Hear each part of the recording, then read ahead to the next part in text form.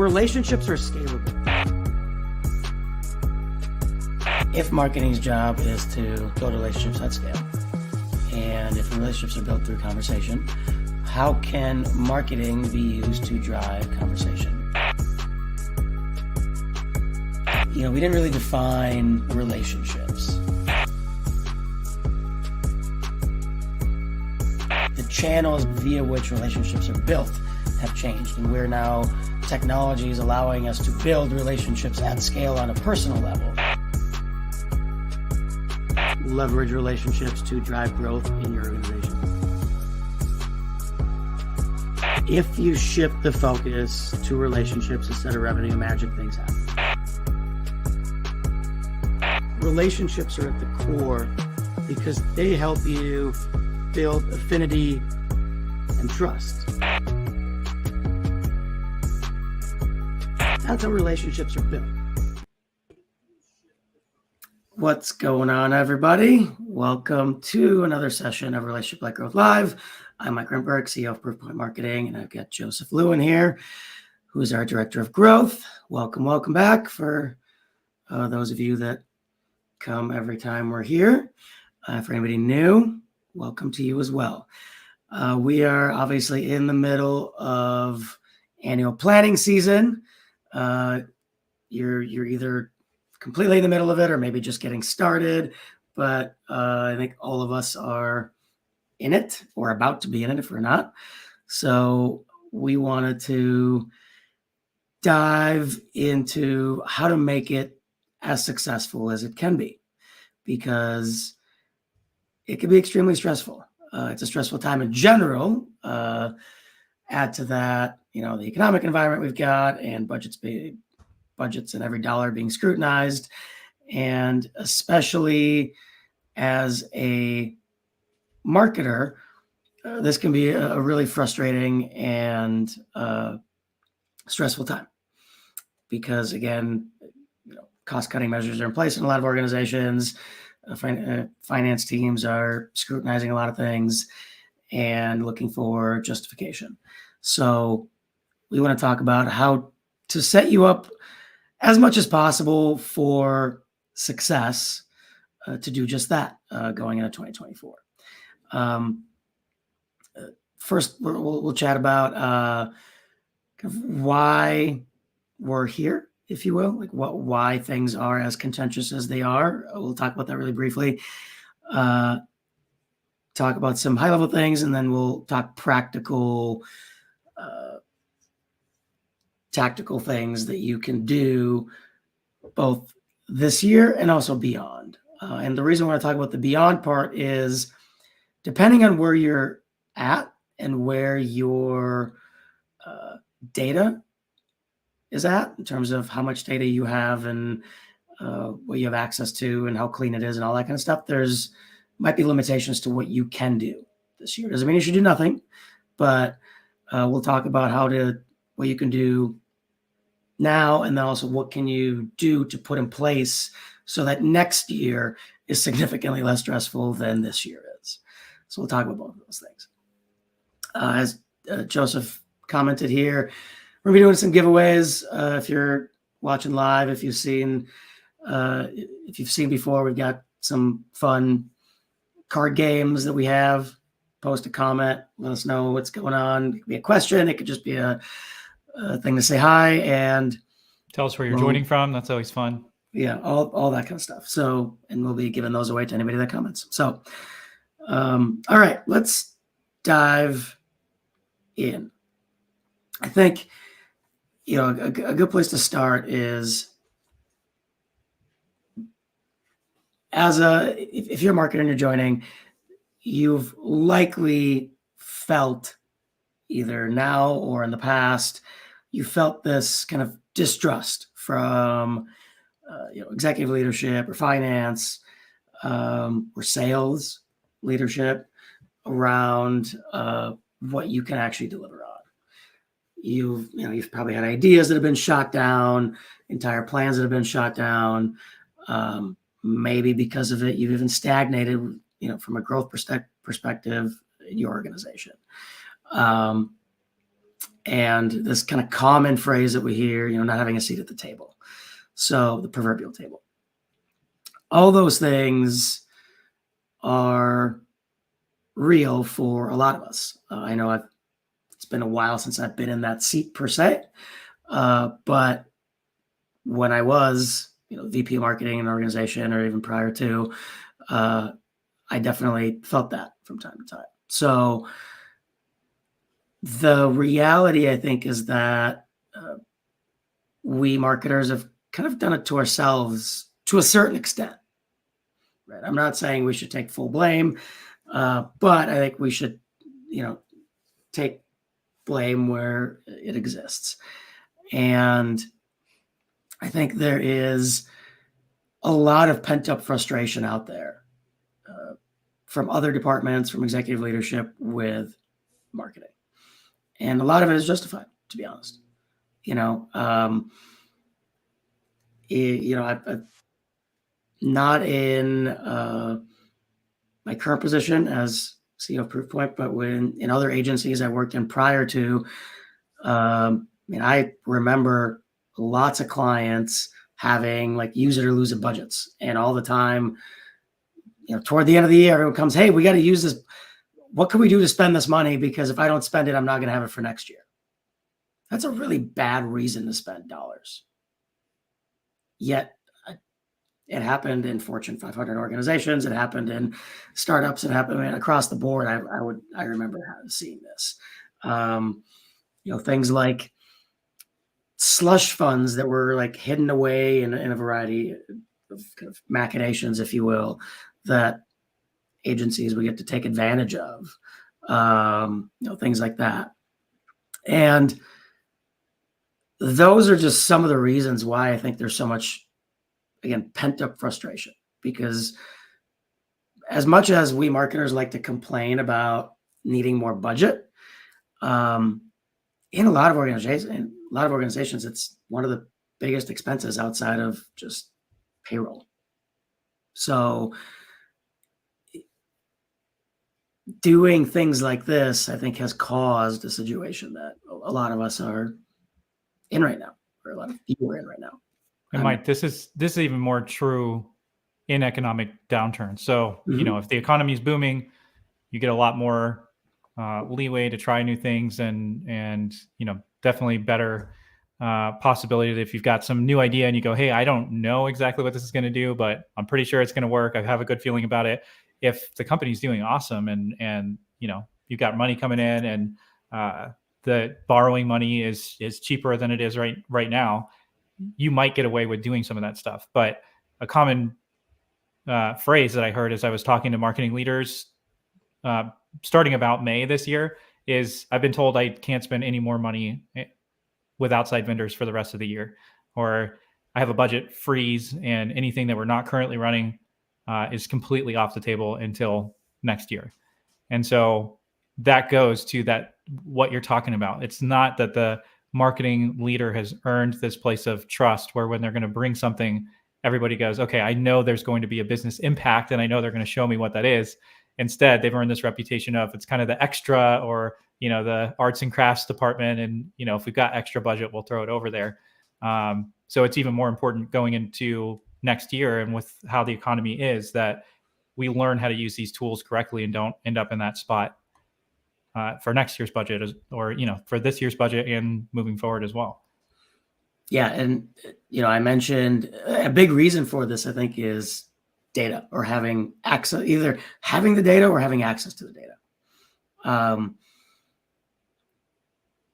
It's pretty consistent now where you get unit economics across a variety of channels that most of us play in have decreased. I mean, every paid channel just about has CPCs that have gone up, right? So you could have literally the exact same performance metrics across the board, but if your CPCs are higher, guess what? That means everything, your unit economics are worse, right? And depending on what that increase is, that might be okay. That might still make sense, but that just adds extra scrutiny and extra questions around, well, is this still the right thing for us to be doing? And the other interesting thing, and this is where I think there's, enough blame to go around to a certain extent, even though marketing technically is has asymmetrical leverage and is not a linear function in terms of, it's not, okay, I'm going to put, $1 in, I'm going to get $1 out kind of thing. It's not, it's not or $2 out every time. It's literally exponential, and you're layering it on top of everything else that exists. Yet a lot of the ways we forecast and a lot of the way that marketing budgets are built are very linear. We're simply going to go, okay, we spent this much last year to get X. If we need to increase 20%, we need to increase our marketing budgets by 20%. And that just doesn't, those forecasts like that, they're not based in anything that's remotely correct, right? And it could go both either way, actually. So it might be, if you're at kind of market and channel saturation, then your marginal rate of return is actually going to be lower for every dollar you put in. Versus if you're early on, your marginal rate of return is going to be higher for every dollar you put in theory, everything else staying the same. So yet those things are not often considered when forecasts are put together. And that's where I think challenges happen. And again, especially you see that the first example I mentioned, you see this a lot where, a very established company in a very established sector, they've been around for, whatever. Think about any Fortune 500 for the most part, right? And a lot of it is really about taking market share. Depending on what you're doing, that marginal rate of return isn't necessarily going to be higher for every single dollar you put in. It's actually going to be lower potentially. So taking that into account is really important. Yeah, Mike, and I know we're going to get into more of the measurement piece later on, but being part of the conversation is learning how to collect the right data and ask the right questions to show that there's more to the forecast than what maybe your leadership team is thinking. So instead of them going, okay, we want to grow 20% next year, and we've told the board we're going to grow by 20%. So that's our number. And in order to do that, sales has to close X amount of deals, and we have to get, X percentage account expansion. And then, marketing then needs to contribute X amount of leads to the sales team to make that happen. How are you going to do that? And, your budget, unfortunately, this year is only going to be able to go up by 10%, but we need to hit 20. So how are you going to make that happen?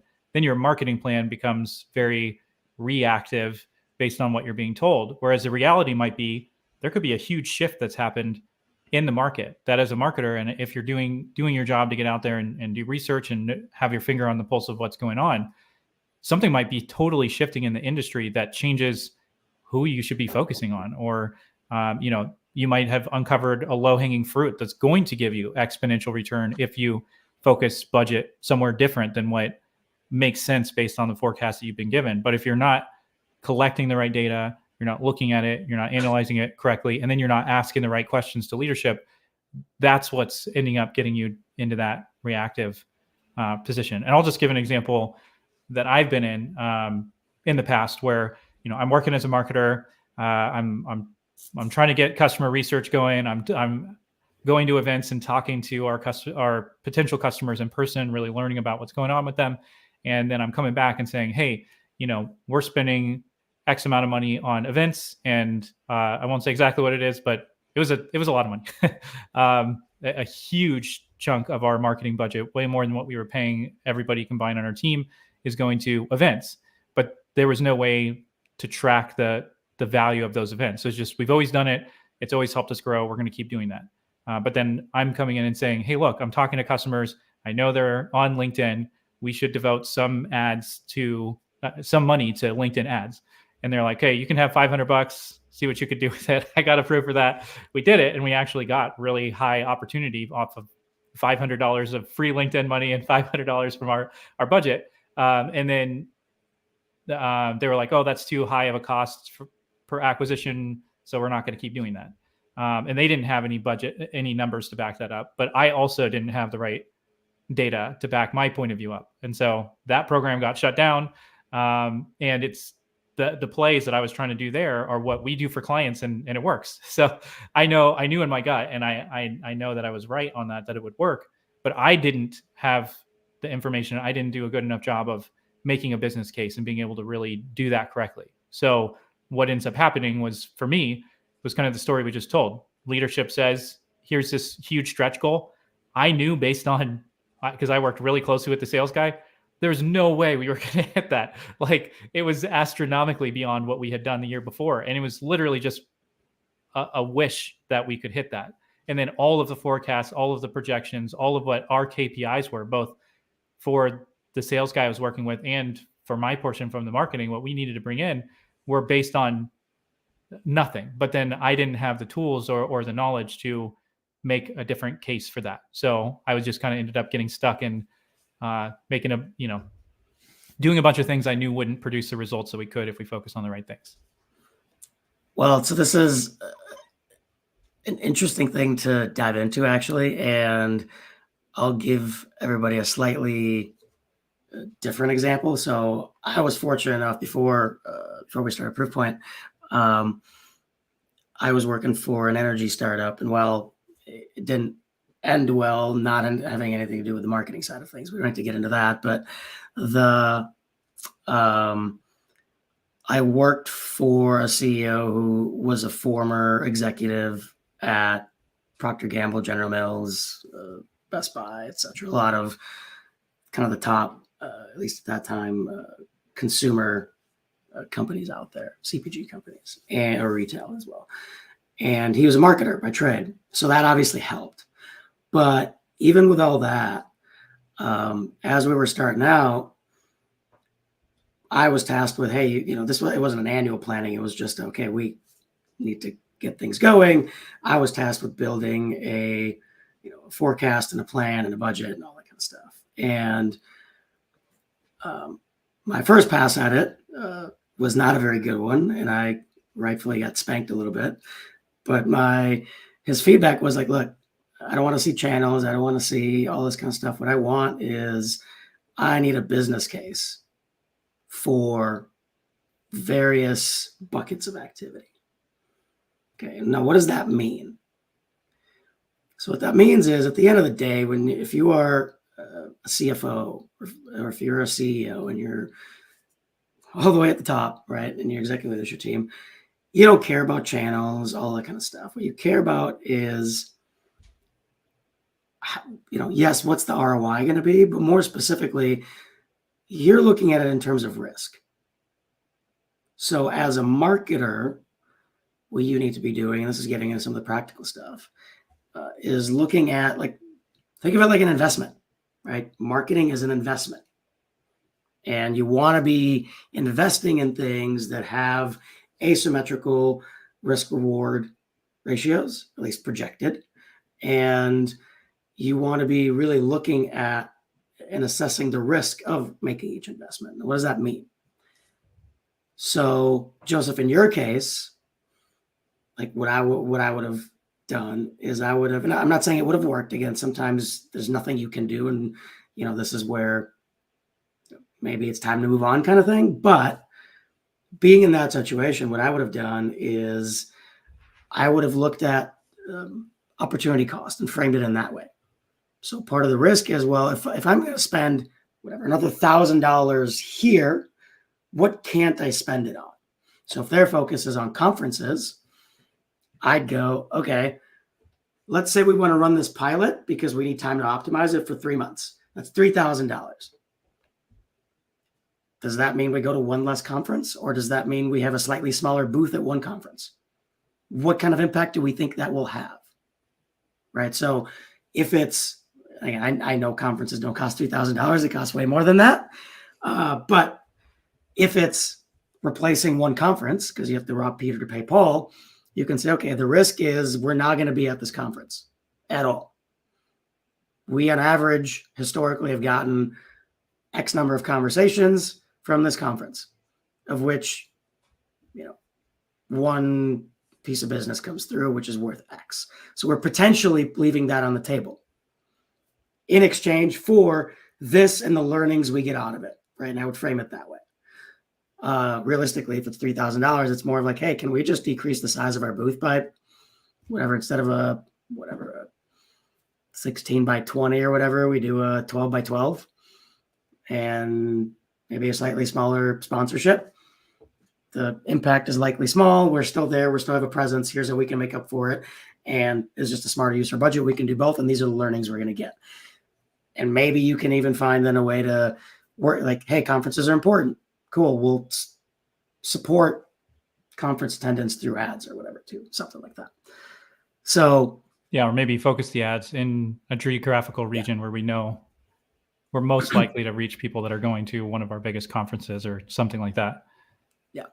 Yeah. So one of the most important things I would say is, Mike, let's dig into that a little bit more, because I think framing it in terms of that example is helpful. It's helpful for me, but I think it's also helpful for people that are in my shoes, where it's like, I haven't been in the position before where it's like I'm in an executive position where I'm doing budgets and forecasts and all that. So it's like, unless you've gone to school to get your MBA and you focused on that as a marketer, if you're making your way up the ranks, it's a pretty big jump to go from focusing on marketing and marketing campaigns and showing the value of marketing in marketing terms versus making a business case for marketing to an executive. And it's a totally different skill set. And I think at the end of the day, it's a much more valuable skill set, because if you can talk in business terms, if you can use that language, so you're talking about risk versus reward. In this particular company, they were super concerned about competitors and what competitors are doing. So maybe even a better play would be, hey, our competitors are on this platform and they are reaching people and we're not. And so, it's not only the opportunity costs, but also the risk of them winning in this channel and taking our customers because we're not there. Maybe for somebody like them, that's a better route, because they were like very focused on competitors and what they were doing. But one thing I want to dig into specifically, because I remember what it was. So we spent $500. And basically it cost us $300 to get this very highly qualified opportunity. And it wasn't just a potential for one deal. This guy was pretty high up in his organization and overseeing like 10 different potential customers for us, because they operated as each of these different business units, but he oversaw all of them. And then he was pushed introductions to these other people. So like very highly qualified opportunity and, potential to get into multiple different divisions of this company. So it was $300. And then the argument was, well, that's really expensive cost per lead acquisition. But they're comparing that to, say a conference lead where they go, oh, we got 75 badge scans from this conference and the conference cost us $7,500. So it was $100 per lead. And this is $300 per lead. So if you're in that position, because I just want to kind of frame it again with that, where you're going, okay, this is $300 for this opportunity. If we can continue to get that, the business case is, that's a good investment of money versus $100 badge scanned person that we don't really know and we're not good at tracking that. Like, how would you frame that conversation? So I think, you're bringing up the right thing. The question becomes, this is where data is important. I think a lot of organizations don't, and it's not because you can't, but they just don't track the right things. And then they make decisions on gut feel without data. Now, I'm not saying ignore your gut. I actually think over time, intuition is a real thing. Your experience plays into that, but this is where I don't know that there's much you'd be able to do, to be honest, if they weren't tracking it. If it's like, okay, well, we got these 75 people, we put them in our CRM, not a single one of them turned to a customer, but we're comparing, but it only cost us $75 or $100 or whatever it was per, yet we got this one here for 3x that, but they do turn to a customer. Which one do you want? Like, if you have that comparison, it's easy, at least to justify a pilot of some sort. If you don't have that comparison, that's really hard, right? Now you can try to find qualitative data for that. Like, go to talk to all your salespeople and see like, hey, have we ever converted anybody who we've met at a conference? How many? Yeah, it doesn't, whatever, that kind of thing. But it's still not perfect because you have recall issues and all that. So I think this is more thinking about not even this year, but the following year for anybody that's in this position is you got to get that data. And it's not. Well, so in this example, the data we'd be looking for, and if I was to try to do that, what I would probably need to do is follow up on maybe a specific conference, even just so you could actually narrow it down and go back through and find the leads that came from that conference last year, and then in the CRM and follow those through to did they close into a deal? How many of those were just tire kickers? I mean, even just how many of those turned into a legitimate conversation, even a potential opportunity? And I mean, from just qualitative conversations, it wasn't very high. It'd be like 1 or 2 maybe opportunities from a conference would actually turn into a demo conversation. So then, if I can get that, even if it's qualitative, and we go, okay, out of these conferences on the high end, out of 75 people, we're getting 4 conversations. Now that $7,500 becomes way more expensive per opportunity. So is that kind of when we're talking about getting the right information, is that kind of what we're looking for? And the idea would be in the long run. It doesn't have to be the CRM. I think that's the other thing too, is you could literally, someone's got to have probably lists exist, right? So let's assume the data is not in your CRM for whatever crazy reason, which I see all the time, right? We see it all the time with clients, that the right data isn't there.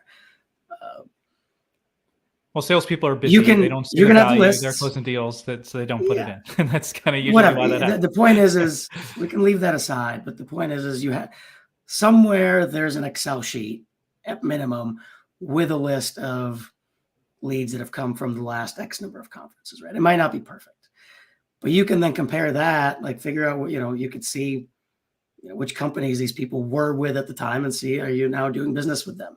And you can kind of extrapolate a win rate there. And it's not going to be perfect, right? These might be, they might have closed for a different reason, right? So you're going to want to qualitatively check that too. So I think a lot of the time, even if the data isn't clean in the CRM, there are likely proxies out there that exist where you can get some high level analysis to compare. And again, what you might find is, hey, they're right. This works really well. We spend whatever $100,000 in conferences, and we get $10 million in revenue all the time. This doesn't seem like it would compete, or at least it would be similar. So why do that? Okay, so you also have to be willing to prove yourself wrong. So, and I think that makes sense. The one thing out there is, I think, and this is not just marketers' fault. You see kind of these fights over budget amongst departments, I think, is a huge problem. And that's a leadership issue. But one of the best things I think you can do is not spend money or give money back. So there's actually there's an interview with a guy by the name of Mark Stuse that's coming out on our Master Marketer show toward the end of this month. And in that conversation, he specifically mentioned, I think it was during his time at Honeywell. I don't remember. I forget which company he was at the time, but he literally went and gave back a couple $1 million, I think, out of his marketing budget. Said, look, we're not going to need it. This is not we thought about spending it here based on our forecasts and projections. It's not going to be effective. We're going to give it back to you. And the CFO was literally amazed. And guess what the response was? His response was, hey, if you need this later, I'm here for you. I'll get you your money. Right? So I think marketers are so scared to not use dollars that it causes them to do the wrong things. It causes them to, over forecast things and under deliver. So again, I think it's trust your gut, trust the data you have, be resourceful in getting the data, and create create a solid business case. Again, even if your data is not perfect, you should, even if you can say, hey, I believe this is the risk reward. I'm not 100% confident that this is right, but I'm 50% confident that this is what it is. That's better than not having anything, because at least you can then in theory make a risk adjusted decision. Well, all right, so Mike, let's pause real quick because we got a couple extra people. So I want to level set real quick because it looks like we got a few more people online, so on live on LinkedIn. So yeah, first of all, we're talking about, as a marketer, a lot of times you're not trusted. And if we're being honest, a lot of times we're not trusted for good reason, because we're talking in marketing terms and we're trying to bring an idea for something we feel is right, and we have marketing language to try to justify that. But then when you go share that to a CFO or a CEO or a COO, and you're saying, hey, we're going to get more engagement on social from this, this campaign, they're going to prioritize something from sales over what you're doing most of the time. If the sales team is coming in and saying, hey, if we hire a new rep, we're going to hit an extra $500,000 this year and another $2 million next year. They're going to, most of the time they're going to prioritize that. And then they're going to treat you more like you're the arts and crafts department than, like a trusted part of this business decision-making team. So that's kind of what we're talking about. Then we're talking about, okay, how do you then make a business case? So in marketing, instead of going to leadership and saying, I need to make a case in marketing terms, instead, how do we make a case, a business case, and use the language of the executive team to do that? And Mike, you were specifically talking about risk being a huge factor. Like, yes, there's opportunity cost, but there's also, risks of doing these things, and the benefits got to outweigh the risk. So how do we do that?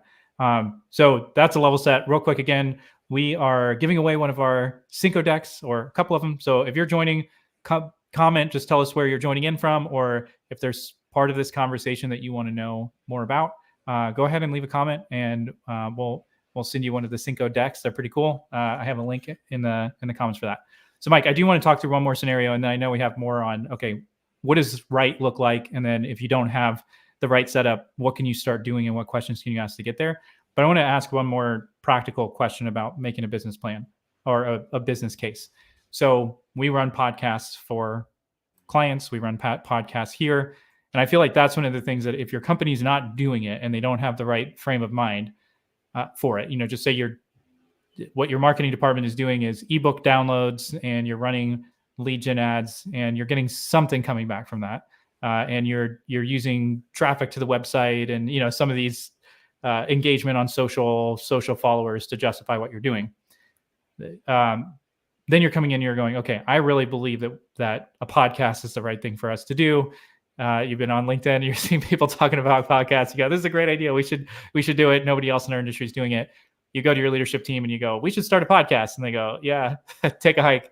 It's going to be way too expensive. Maybe next year we'll think about it. So if you're in that situation, how do you, instead of saying what I just said, how do you make a business case for doing something like a podcast in that scenario?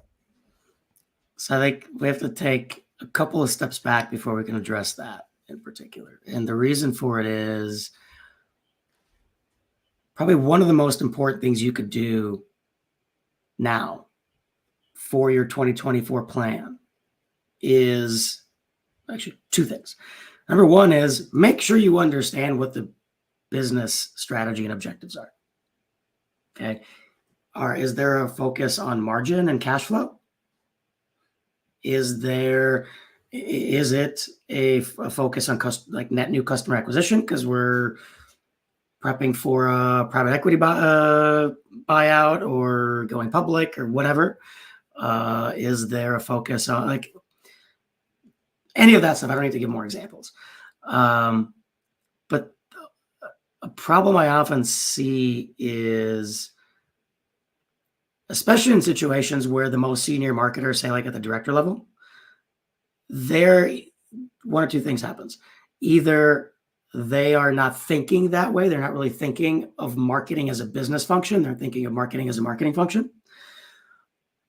Or executive leadership from the top isn't handing these things down because they don't see marketing as a business function, which is incorrect. Every function within the business is a business function. That's literally the definition. And what that means is every function, including marketing, can impact most, if not all, financial metrics. It might be indirect, but they can. So it's really important to understand what that focus is, what the objectives are, how and how those objectives are reflected in the financial projections. Because that's really the only way you can make your business case. Because if your business case is speaking to whatever revenue, but the focus is on margin, good luck. You just lost, most likely. Okay. And then with that, once you understand those things, if you haven't done so already, do a deep dive into do a pipeline analysis and a win-loss analysis. So again, this obviously depends on you having at least decent data, but looking at things, looking at it by firmographics, looking at it by contact job title, looking at it by geography, looking at it by account even is worthwhile, by industry. That's kind of firmographics if you're targeting multiple industries. Doing it by account owner on your end is also important. So all of those things can tell you where, obviously by lead source and channel and things like that. All of those things can tell you where the efficiencies are and where the inefficiencies are. And then you should be looking at it not just by revenue, like average deal size or whatever, but you should be looking at margin. You should be looking at, both net and gross margin, things like that. Because looking at it by sales cycle length, average sales cycle length. Because again, depending on what lifetime customer value. Yeah, I mean, any and all those things. Because, and again, match your analysis to what the business objectives are. So again, wait, so Mike, I want to just try to make it practical, because I think what you're sharing is great. Coming from a marketing, say you're coming from a content marketing background, like I am. When you're talking about some of those things, I feel like to some people it makes sense. To other people, it's, talking a totally different language. So help me out here. If I think a podcast is the right thing, then what I need to do is go, start trying to figure out which industry or which type of customer is going to help us reach our goal. So say our goal is new account expansion. And when I'm looking at the market right now, I go, okay, we were previously going after marketers, and we're seeing that marketers aren't getting any budget. So there's no chance we're going to get new accounts through marketing. Doesn't mean that our service isn't valuable to them. It doesn't mean anything, but a change in the economy has made a change in where we should be putting our focus. So instead of being reactive and letting somebody else say, hey, what's going on? If I'm looking at the economy, I go, okay, we need to make a shift if we want to hit this business goal of new account expansion. So I'm going, okay, well, who would be a good fit? And we go, okay, well, our service makes sense and we can help salespeople and the sales team. We haven't really gone after them before, but who's getting budget from now through the end of the year and into 2024? The sales team. So then coming and saying, hey, and then looking at the industry and going back and saying, what customers do we have that last the longest, like what we do the most, have the best margins, that our team actually likes to work with, so we're not burning out our team. And so, our cost of maintaining our team isn't as high, and get the numbers behind that. And then essentially come to leadership and say, hey, we want to go, but when we're looking at 2024, expanding into marketing doesn't make sense. They're not going to be getting budget because of what's going on in the economy. Can we all agree on that? Okay. So it doesn't make more sense to go after sales in these specific industries where our profit margin is significantly higher than these other ones that we focused on. And then, okay, well, how do we reach them? Well, if we're breaking into a totally new market like that and we have no relationships there, we probably need to create content with those people so we can get those conversations started. and a podcast is an awesome way to do that. And so, is that, what am I missing? What would be? Yeah. So first of all, again, one, you have to decide based on the objectives and the analysis whether a podcast is the right thing. But let's assume you did, and that's like, yep, I believe this is the best way to do it, and you have to describe here's why, right? Because we can't get to them this way, this way, or this way. This way, however, we can. Okay. What I would also do is I would look at it qualitatively. I would go to maybe the sales leader or the CEO or who, depending on who the right person is, depending on the type of organization, and I go, who's a customer that we've been trying to get in front of and trying to get a conversation with that we have not been. That's like on our list, and then ideally you'd be able to say, well, here's how we can use this channel to have a conversation with this person. Because now you have not only a business case from this is a smart play from a margin perspective or whatever it is. You can also say qualitatively, we can get in front of this particular person. Here's how. Now you got a solid business case. Again, does that guarantee they're gonna say yes to it? No, but it gives you the best shot at it. Yeah, that makes sense. And I think that's moving us closer as marketers to be thinking in those terms, to be talking like that versus just coming in and saying, hey, podcasts are working. It's the right thing to do. I need budget for a podcast, and I'm guessing it's going to be X amount of dollars. Yep. That's putting you in a position to not be have a seat at the business table with other departments. All right. I know we went through those examples and we have more to cover, but that's helpful, I think, to think of it like that. Well, so kind of going from there, I think, because we're talking forecasting, the important thing to also consider is externalities, right? So the problem with a forecast, again, they're generally linear. It's, well, we did this last year. Here are our, average close rates. Here's our, maybe average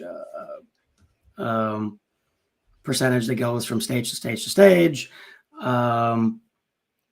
whatever it is. But again, the problem is it's strictly based on history. And there's a reason why every financial prospectus says, past results are not a predictor of future performance. Okay, because it's not. It is and it isn't, in the sense of, I'm not saying don't look at it, but you have to look at it in the context of what's happening now. So just because you had a 30% win rate in aerospace manufacturing industry for the last 2 years doesn't mean you're going to have that this year, right? Or I'm trying to think of here's a perfect example. Well, take biotech as an example, right? Like, just because you've had great success in that industry for last couple of years doesn't mean that's going to continue. You have to take into account the current financial situation and the fact that money is expensive. Biotech is very, very risky, which means capital investment is lower. That means that if you are trying to service that industry, a lot of those people probably won't have money this year. So your win rates are likely going to be lower. How much lower? Depending on the data you have access to, you may or may not be able to confidently predict, but you should at least make an estimate and say, well, we're going to assume it's going to be at least 20% lower this year because of this, right? And I think it's having those types of conversations that make your forecast and your business case much more realistic, allows you to, again, get that seat at the table and have a realistic conversation with finance.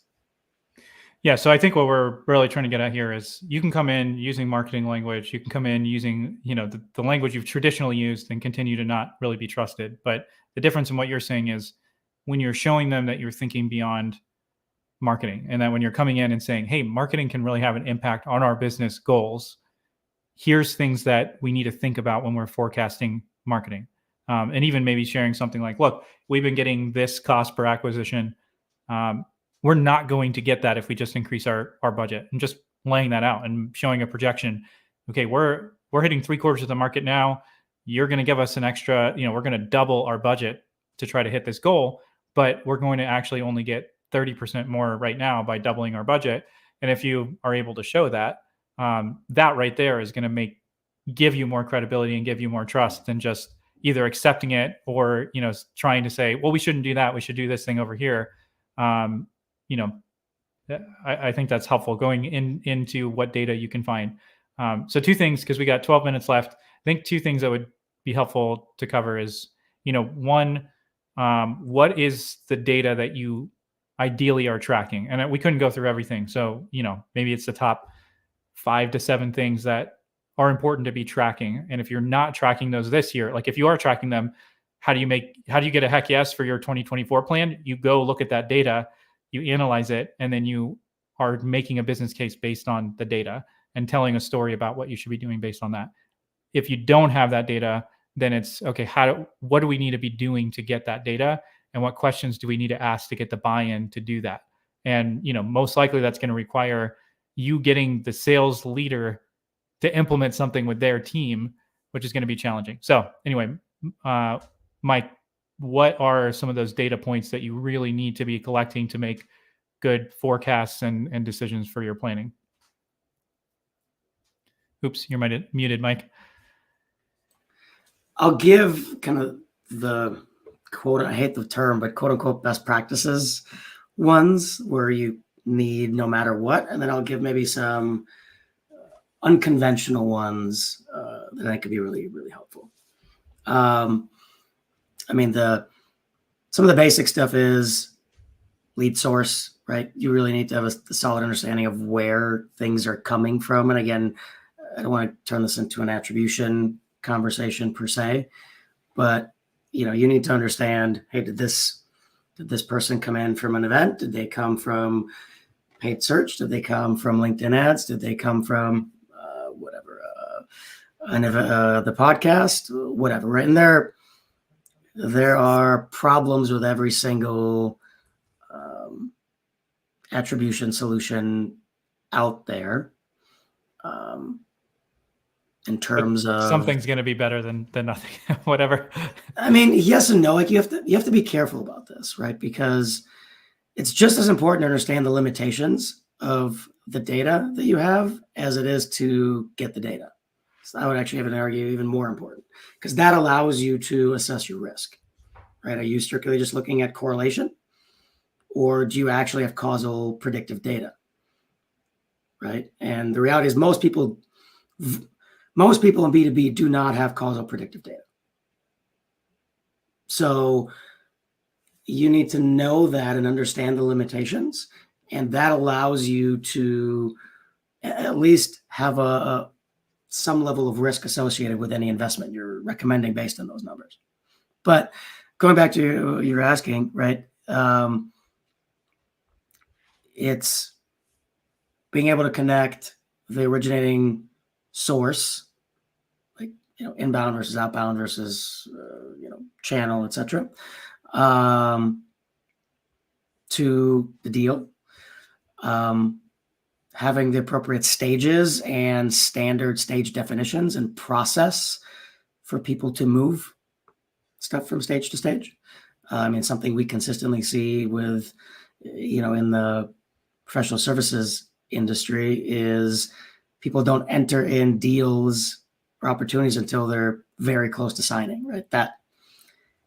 That's great. It makes your win rate look awesome. But the problem is it really skews it and doesn't allow you to make the right decisions and forecasts, right? So those things are obviously important. Firmographic data, right? Whether, depending on the size, could you do it manually? Possibly. But you should be able to do like automated enrichment for firmographic data and leverage that, because that does make a big difference in terms of understanding industry, company size, company revenue, headcount, their tech stack, depending on what your product or service is important, things like that. and really effectively connecting the various objects within your CRM, right? If we're talking Salesforce, properly using your lead object and your opportunity object and your account object and your contact object, and tracking the right things throughout and making the right connections. The other thing, and again, depending on your CRM that you have, some of this is going to be automatically in there, and some of it is not. So one really important thing I would say is understanding the progression from stage to stage in your sales process. So how long does it take, and the win rate, or not the win rate, but the progression rate from stage to stage. Salesforce, for example, has that pretty much standard out of the box. And I think pretty sure HubSpot does too, but some don't, Pipedrive, I believe, for example, does not, right? And I know there are other more specialty CRMs that I don't believe do either. But you can create custom fields and automations within most of those to get that data.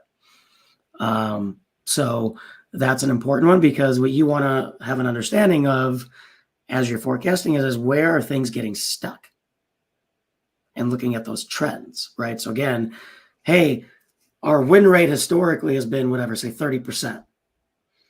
We're seeing over the last 3 months, it's actually 25%. That's great. You don't really know what to do about that. So you can, in theory, just make a projection and say, well, now we're going to project 25% move forward. Or if you have the data, you can say, well, it looks like it's getting stuck at the scoping stage. And it looks like maybe pricing is an issue. Okay, let's address pricing, or something like that. So, and that allows you to Mike, I mean, because even if it's staying consistent, say it's okay, our win rate is 10%.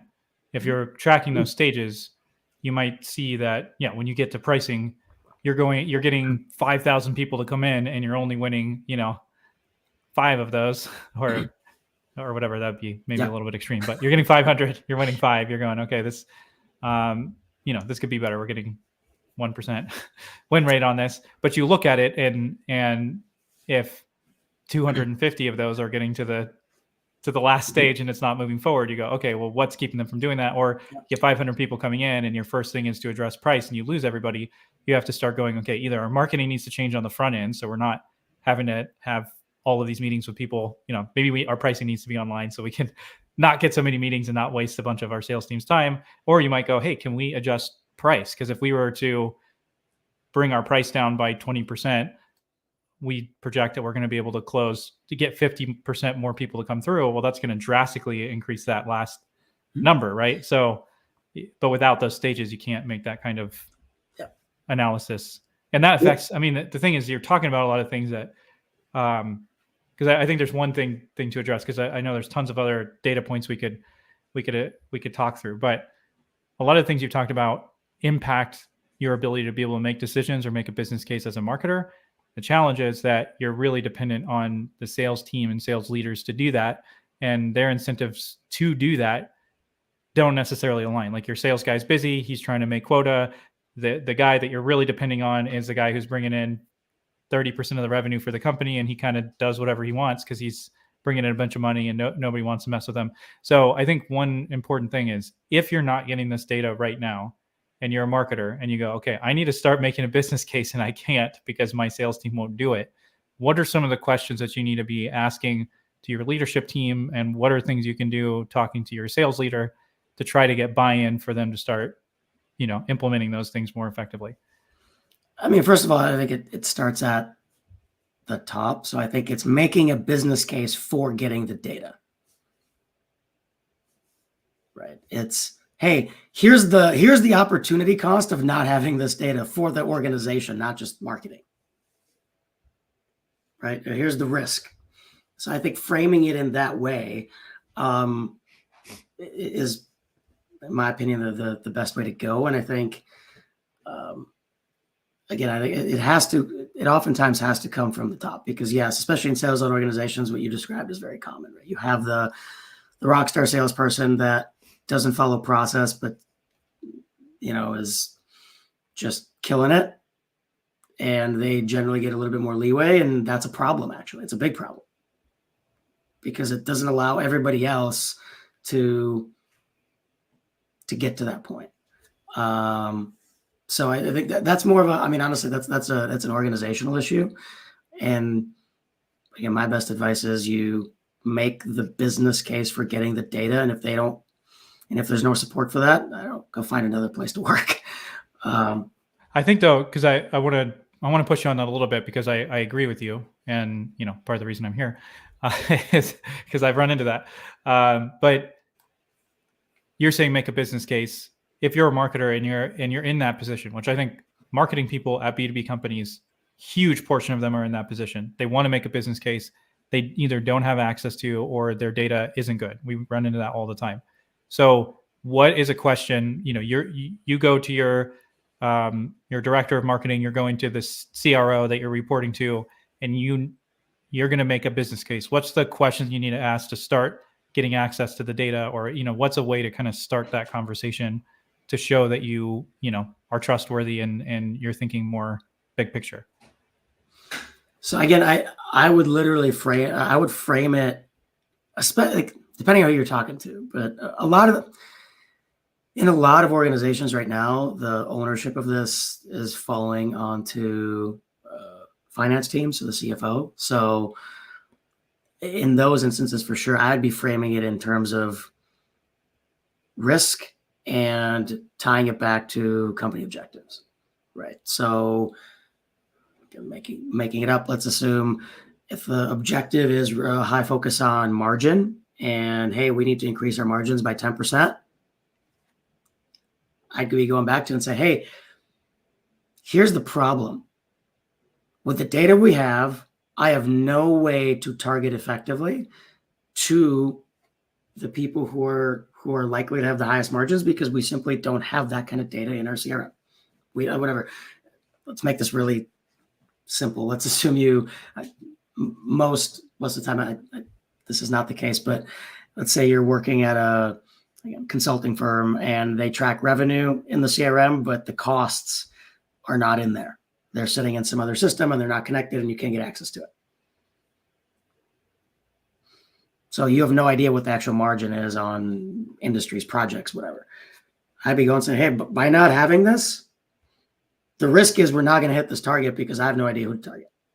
Right. So now you can actually have a conversation that's tied to business goals, and they're usually going to go, oh, well, that's silly. We have the data. Why can't we connect it? I don't know.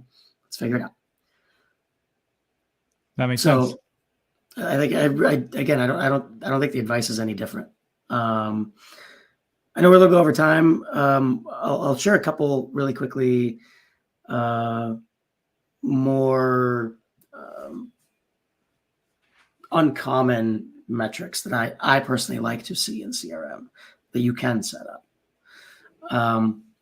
One is like time lag is one of the biggest problems for marketers. Right? Hey, we want to make an investment in this new thing. How long is it going to be until we see the impact of it? So now this is not perfect, right? Again, this is not predictive modeling, but at least it gets you a little bit closer. The problem with most CRM data is it gives you sales cycle length. What does that mean? That means once the lead comes in until it closes. Here's the issue. There's this whole period up front where they're consuming content. They are coming to your site multiple times. They're attending your events. They're doing this, that, and the other. Okay. Finding a way to kind of connect first touch to close date, that gets you much closer to what a time lag would be across a bunch of data points, a bunch of deals, I should say, versus just okay, the lead's in, but when was their first touch? So when you can, again, depending on the CRM you have and the marketing automation platform you have in place, some of that's automatically going to be there. All you got to do is pull it, like a custom report or custom or whatnot. Others, you're going to have to manually figure out a way to set it up, but usually you can. Some of that might require, again, some process stuff on the front end in terms of, hey, let's say like webinar signups, let's just say. Do you count those as a lead per se or not, but kind of connecting that if that's the first one, if that is the first touch to the deal being closed. So those kinds of things I think are really important. The other one is I've talked about this before, but a different definition and calculation of LTV. So not just your contract value times your retention rate and number of years or whatnot, but that in addition to how much referral revenue comes in from that account. Because that's another really important piece that's often missed in understanding, the value of a customer and profitability and things like that. So, and again, those things are not hard to set up in your CRM per se. And again, that's not something you're going to do today to plan your 2024, but you can start getting those things in place to better plan for 2025. Yeah, Mike, just to build on what you're saying there, this week, actually, I think it was earlier today, you and I were having a conversation about a particular client that we work with, and one of their largest clients, we know that more of their clients used to work there, and after they spin up their own company, and then they end up becoming a client as well. So it's like they were a huge client, and they've brought a lot of revenue in, but they've also, I know personally of at least one, and if we ask their team, there might be multiple other opportunities that came in through that. So if you're calculating all of that, the number that company brought in altogether is way higher, and that's a monstrously good account. So how do you find more of those? And if you can start looking into that, that becomes a much better business case than the company that brought in maybe an equal amount of revenue, but they've been really difficult to work with. You've lost 3 employees because they hated working with them, and they've actively stopped deals from happening with other people because they want to be have the competitive advantage or whatever. If you start seeing that, then even though they brought in the same amount of revenue, it doesn't mean it has the same value in the long run. So yep.